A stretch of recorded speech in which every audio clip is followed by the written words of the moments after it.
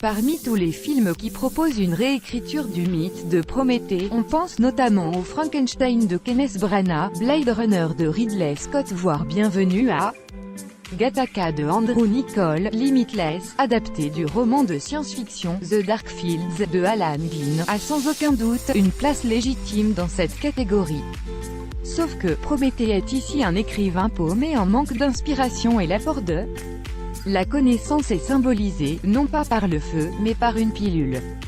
À la sortie de la projection, on a un sentiment de gâchis.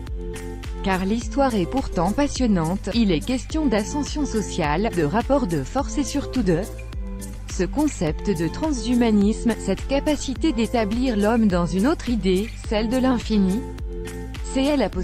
Humanité augmentée, les compétences de l'être humain ne cessent de s'améliorer grâce à des outils, au progrès de la technologie, la fameuse pilule. Bref, autant de thèmes complexes, dont le réalisateur Neil Burger n'a pas su tirer le meilleur.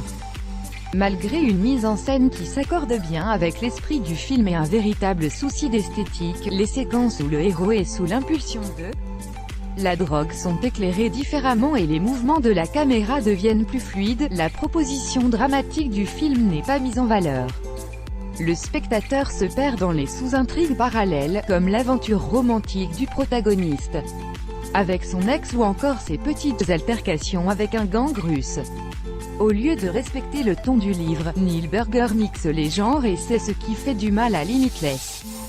Merci Bradley. Le film doit cependant beaucoup de son petit charme à la performance impeccable de ses acteurs. Bradley Cooper prouve qu'il possède les qualités pour tenir un rôle d'une telle envergure. Il est d'une énergie, d'une présence et surtout d'un charisme bluffant. Si Very Bad Trip l'a propulsé sous les feux des projecteurs, Limitless le met au niveau de la star. Quant à Robert De Niro, il excelle dans la peau d'un magnat de la finance, après s'être perdu dans des navets comme le tout récent Stone. La scène made in Hollywood du face-à-face entre le prétentieux Cooper et le patron De Niro, métaphoriquement.